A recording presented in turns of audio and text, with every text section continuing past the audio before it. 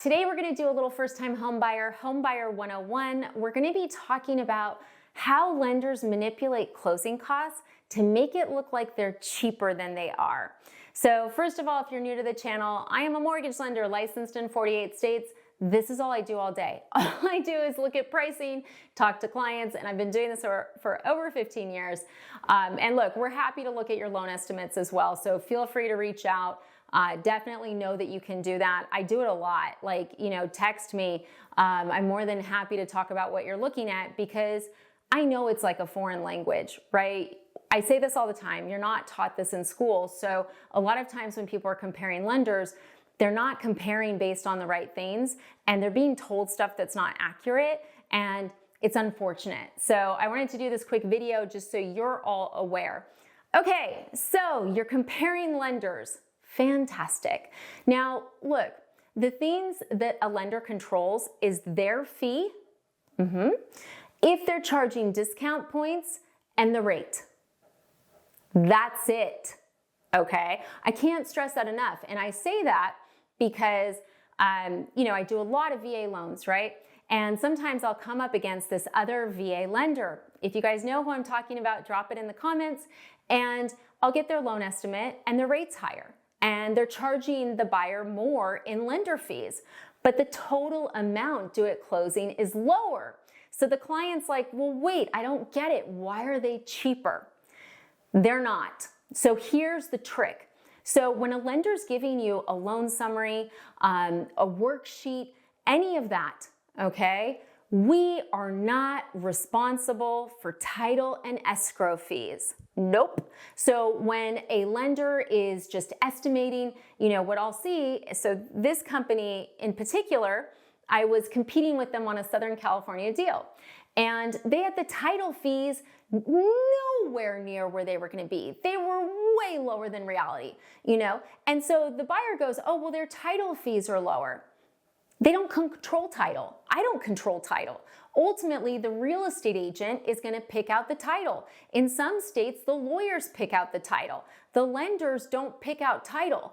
On refis, if you ask us to, we can, but generally we're going to say, who would you like to work with, right? But lenders know that you guys are looking at the bottom line, and ultimately, if once you're in contract, when those numbers jump, right? Because you're going to go, wait, what? They're going to go, well, we don't control title. These are the fees of the title company that your real estate agent selected. And you're going to go, oh. But it was a con all the time because they were just quoting way lower than reality, okay? And that's the thing. You guys need to know this. A lender is responsible for their fees. Now, if it's a locked loan estimate and we have the title company information, then we're supposed to quote their fees, right? But most people are not comparing when you're locked. And here's the fun part. Because of the way loans work, let's say you're in contract, okay? You call me and 3 other people. I'm not gonna have your exact title fees day one. Sometimes, generally no. So most lenders are disclosing your loans based on an estimate, and then they get the fees from title and they update it later. Okay? And if they send you a notice that shows that it's changed and why it's changed, they say, hey, I disclosed with XYZ company, but your title company was this. Here's a copy of their fees. We just got it. And you see the increase. That's allowable. Now look, I would rather over disclose up front and have my system be accurate than play that game. Okay, but unfortunately, I'm seeing more and more of this. So I want to make sure you're aware when you're lender comparing, because this is a big deal. No matter who the lender is, what you pay for title insurance will be the same when you're purchasing a house. We don't pick the title companies, guys.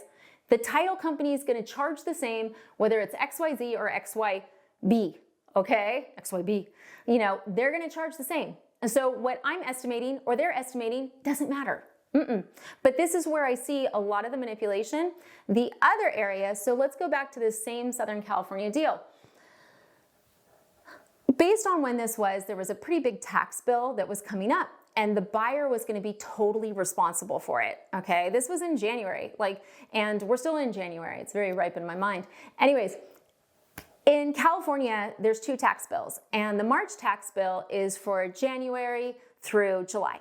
okay? So clearly, the buyer's responsible for the day that they close, through the end of the month in January, that tax bill, because it's due in March and their first payment's going to be in March. So I'm showing on mine the tax bill, right? The buyer's going to be responsible to pay the bulk of that. So of course I'm showing it, because I'm trying to prepare the buyer so that they have an accurate idea of how much money to bring in.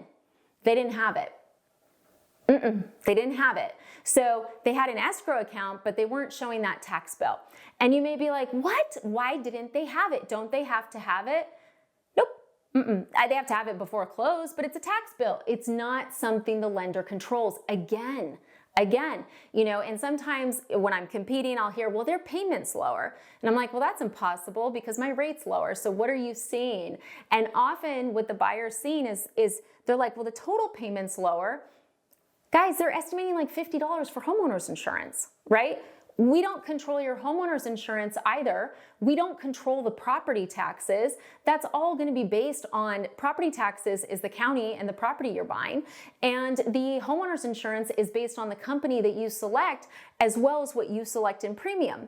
So I'll see lenders go really low on the homeowners insurance because they know most people are just looking at a total payment. They're not going, oh, wait, that insurance is $50 and she says $150. The bottom line is neither of us are right because you need to get a quote from a homeowner's insurance agent, okay? But I wanted to do this video because as a lender, it's really frustrating because, this deal as an example, and look, the client did end up with us because I took the time to go through all of this, but I know there's so many times that, sometimes people don't call a lender back because they'll be like, oh, but his payment's lower and the amount I have to bring in is lower. But it's not really, So you really want to make sure that you understand, look, as a lender, I control the interest rate, my origination charge, discount points, everything in box A, lender fees, right? Processing, underwriting, originating, however they word it. We don't control title and escrow. We don't control the fees of attorneys.